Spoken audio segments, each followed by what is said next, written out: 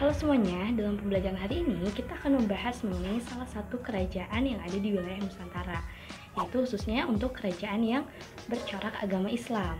Nah, sama halnya dengan kerajaan Hindu-Buddha, ketika masuknya agama Hindu-Buddha, kemudian membuat suatu sistem pemerintahan yaitu kerajaan yang bercorak Hindu-Buddha, yang agama mayoritas masyarakatnya menganut Hindu-Buddha. Begitupun dengan kerajaan Islam. Gitu, karena ketika sudah masuknya agama Islam ke Nusantara dengan berbagai macam teori yang ada seperti yang telah dijelaskan dalam video sebelumnya, ini pun nanti akan memunculkan yang disebut sebagai kesultanan atau kerajaan Islam. Nah, kerajaan Islam itu banyak bermunculan di wilayah Sumatera. Seperti yang kita ketahui, Sumatera itu letaknya berada di wilayah dekat dengan Selat Malaka, yang mana Selat Malaka ini memiliki peran yang sangat kompleks bagi perkembangan suatu wilayah. Karena Selat Malaka ini adalah pintu masuk bagi orang-orang antara Arab, India, dan juga Eropa yang ingin memasuki wilayah Asia atau Tiongkok gitu, ataupun sebaliknya gitu. Jadi seperti pintu masuk orang-orang dari berbagai wilayah Eropa, Asia, ataupun Mesir, ataupun Arab dan India ke wilayah Tiongkok dan sebaliknya gitu. Jadi banyak juga nih pedagang-pedagang yang memang transit dan kemudian membentuk suatu pusat perdagangan dunia. Nah, mengapa hari ini kita akan membahas mengenai kerajaan Samudra Pasai? Karena kerajaan ini merupakan kerajaan yang pertama menganut agama Islam di wilayah Nusantara. Secara geografis, letak kerajaan Samudra Pasai ini berada di wilayah pantai timur bagian utara wilayah Sumatera dan ini menghadap ke Selat Malaka banget gitu. Sehingga karena dekat dengan Selat Malaka, kerajaan Samudra Pasai ini menjadi kerajaan yang kemudian berkembang dan juga sangat jaya pada masa itu. Dan Selat Malaka ini juga yang menguatkan berdirinya kerajaan Samudra Pasai dan berkembang serta bertahan cukup lama. Bahkan berdasarkan catatan Tom Pires dalam bukunya Suma Oriental yang sangat terkenal dari 1512 sampai 1515, dia menyebutkan bahwa selain adanya kerajaan Samudra Pasai yang memang terletak di wilayah Sumatera, di wilayah Sumatera ini juga mulai muncul banyak kerajaan-kerajaan kecil gitu ya, yang tidak sebesar itu. Beberapanya yaitu antara lain Biar, Lambri, Pedir, Andalas, Pariaman, Minangkabau, dan masih banyak lagi. Namun kerajaan besar pada masa itu di Sumatera adalah kerajaan Samudra Pasai dan juga nanti berkembang kerajaan Aceh. Mengenai kerajaan Samudra Pasai ini diperkirakan berdiri sekitar tahun 1270 hingga 1275 atau sekitaran abad ke-13 Masehi. Nah, kerajaan ini letaknya itu sekitar 15 km dari wilayah Aceh Darussalam sekarang. Sultan pertama yang kemudian memimpin wilayah kerajaan Samudra Pasai ini bernama Sultan Malik As-Saleh, yang dia ini sebelumnya itu belum beragama Islam, dan sebelum beragama Islam ini namanya adalah Marah Silu. Dia ini seorang gampong samudra dan akhirnya ketika setelah masuk Islam merubah namanya menjadi Sultan Malik As-Saleh. Selain Sultan Malik As-Saleh, banyak pula raja-raja yang kemudian memerintah di kerajaan Islam Samudra Pasai ini. Nah, berikut adalah beberapa sultan yang pernah menjabat menjadi sultan atau raja di kerajaan Samudra Pasai.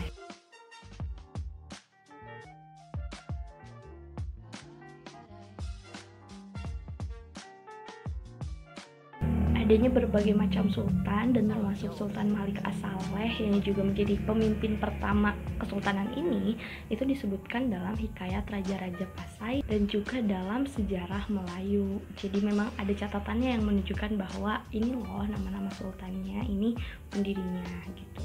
Pada masa pemerintahan Sultan Malik As-Saleh ini juga ternyata sudah ada hubungan antara orang-orang Indonesia dengan wilayah Tiongkok atau Cina gitu. Nah, hubungannya ini dari mana? Jadi dikatakan bahwa pada masa itu orang Tiongkok meminta perwakilan gitu, duta perwakilan dari wilayah Sumatera untuk pergi ke Tiongkok, dan yang mewakilkannya itu adalah Sulaiman dan Syamsuddin dari Sumatera. Jadi pada saat ini udah ada hubungan dengan kerajaan di wilayah Tiongkok, khususnya dengan kerajaan di Kuilan, Cina gitu. Jadi udah ada interaksi juga nih ternyata antara orang kerajaan di wilayah Nusantara dengan kerajaan-kerajaan di wilayah China, Tiongkok. Menurut Tom Pires juga nih, ternyata kerajaan Samudra Pasai itu baru mencapai puncak kejayaannya 3 abad setelah dia mendirikan kerajaannya, yaitu sekitar abad ke-16. Bukan hanya dalam segi perdagangan, ekonomi, tapi juga dilihat dari segi politik dan lainnya. Jadi ketika abad 16 ini Samudra Pasai udah terkenal nih kemana-mana. Dan karena banyaknya orang yang transit di wilayah Sumatera dari berbagai dunia, banyak juga orang-orang ini seperti orang-orang Gujarat, kemudian Arab, Tiongkok yang mengadakan perkawinan dengan orang-orang di wilayah Nusantara gitu. Dan dari perkawinan inilah menjadi salah satu jalan juga untuk memperluas ajaran agama Islamnya, karena banyaknya ketika sudah menikah nanti anak cucunya menganut agama yang sama juga, yaitu agama Islam. Jadi selain melalui perdagangan yang didukung oleh teori Gujarat, juga dari segi perkawinan gitu. Ketika mereka udah transit di suatu pulau tertentu, mereka mengadakan perkawinan dengan masyarakat setempat dan menyebarluaskanlah agama tersebut juga secara tidak langsung. Mengenai perdagangan yang memang sangat kuat ini, khususnya di wilayah Selat Malaka, Samudra Pasai memiliki komoditi dagang utama yang mereka perjualbelikan, itu diantaranya ada lada, kapur barus, dan juga sutra.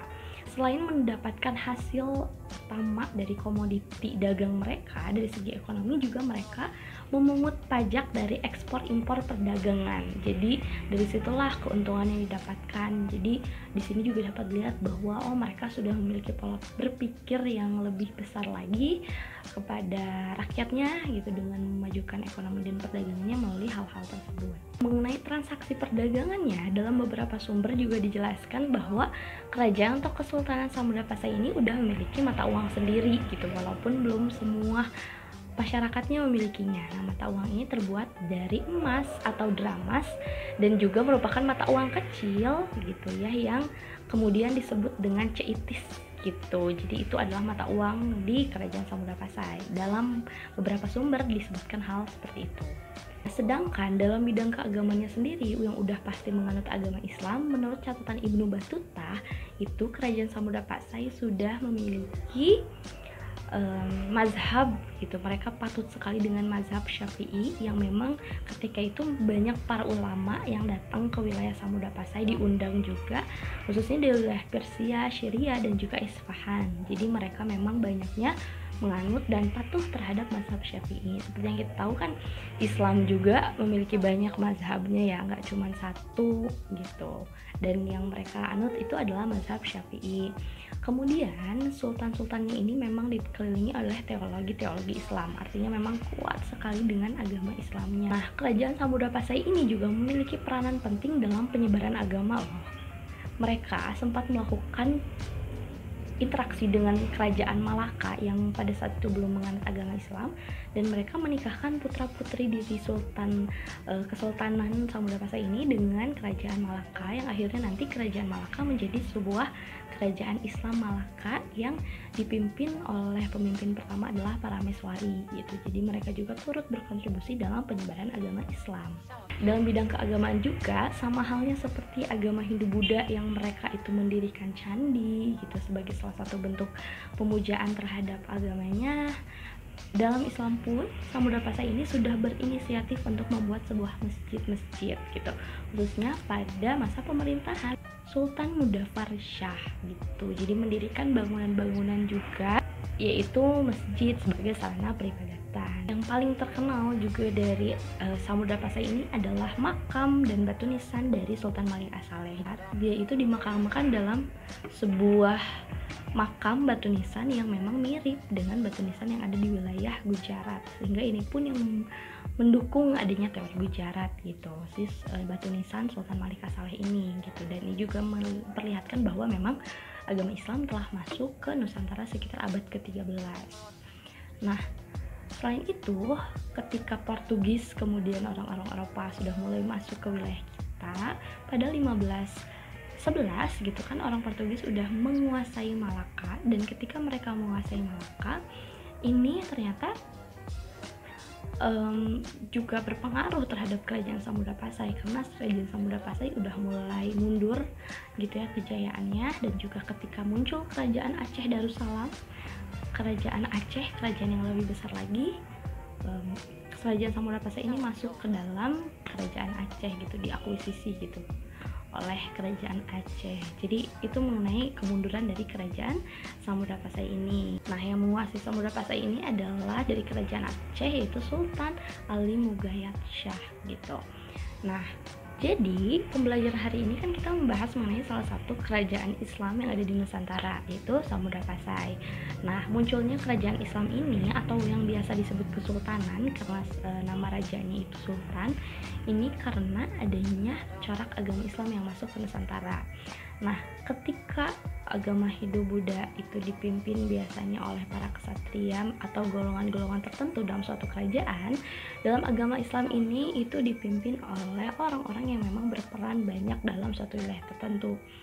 Karena dalam Islam tidak mengenal kasta dan juga tidak ada peperangan dalam menyebarkan agamanya, alhasil agama Islam ini tersebar di berbagai wilayah Nusantara.